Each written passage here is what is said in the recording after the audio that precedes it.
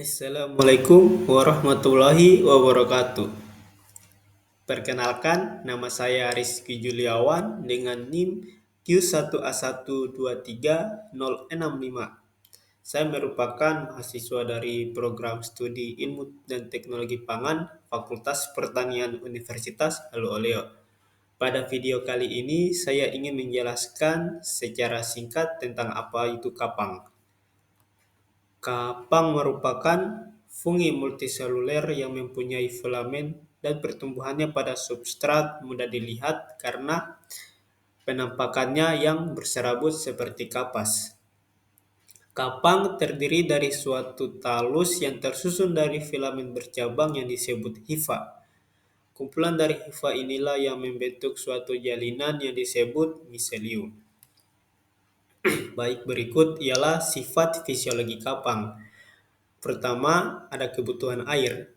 Kebanyakan kapang membutuhkan air lebih rendah dibandingkan dengan kamir dan bakteri. Kedua, ialah suhu pertumbuhan. Perlu kita ketahui bahwa kebanyakan kapang ini bersifat mesofilik, yaitu mampu tumbuh baik pada suhu kamar. Suhu optimum pertumbuhan untuk kebanyakan kapang adalah sekitar 25 hingga 30 derajat Celcius. Suhu ini merupakan suhu yang baik untuk suhu kamar. Tetapi beberapa juga dapat tumbuh pada suhu 35 hingga 37 derajat Celcius atau lebih.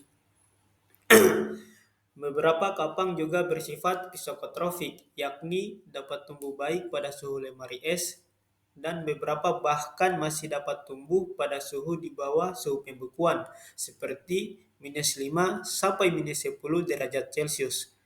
Beberapa juga bersifat termofilik, yaitu mampu tumbuh pada suhu tinggi. Ketiga, kebutuhan oksigen dan pH. Semua kapang bersifat aerobik, yakni membutuhkan oksigen dalam pertumbuhannya. Umumnya, kapang dapat tumbuh baik dalam pH yang luas, yaitu dengan pH sekitar 2 hingga 8,5. Tetapi biasanya pertumbuhan kapang baik dalam kondisi asam ataupun pH yang rendah. Keempat, nutrien. Nutrien sangat dibutuhkan kapang untuk kehidupannya, yakni sebagai sumber karbon, sumber nitrogen, sumber energi, dan faktor pertumbuhan seperti mineral dan vitamin. Kelima ialah komponen penghambat. Beberapa kapang mengeluarkan komponen yang dapat menghambat pertumbuhan organisme lainnya. Komponen ini disebut antibiotik, misalnya penisilin yang diproduksi oleh Penicillium dan clavasin yang diproduksi oleh Aspergillus. Sebaliknya, beberapa komponen lain bersifat mikostatik atau fungistatik, yaitu menghambat pertumbuhan kapang, seperti asam sorbat, propionat, dan asetat, atau bersifat fungisidal, yaitu membunuh kapang. Baik, di berikut ialah manfaat kapang dalam produksi pangan. Bisa kita lihat di sini produk tempe ini menggunakan bahan dasar kedelai dan jenis kapangnya ialah Rhizopus oligospora dan Rhizopus oryzae. Produk kedua ialah oncom merah dengan bahan dasar bungkil kacang tanah dengan menggunakan jenis kapang Neurospora cytopia.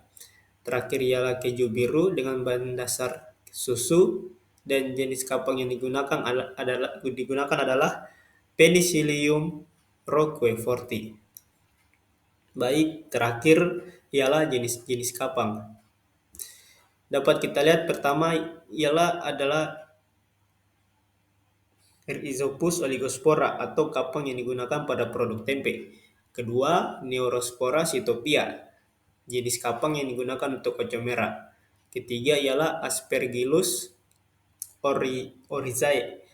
Ini merupakan kapang yang digunakan untuk produk kecap. Terakhir ialah Penicillium roqueforti, yaitu jenis kapang yang digunakan untuk pembuatan keju biru. Baik, mungkin itu saja yang dapat saya sampaikan.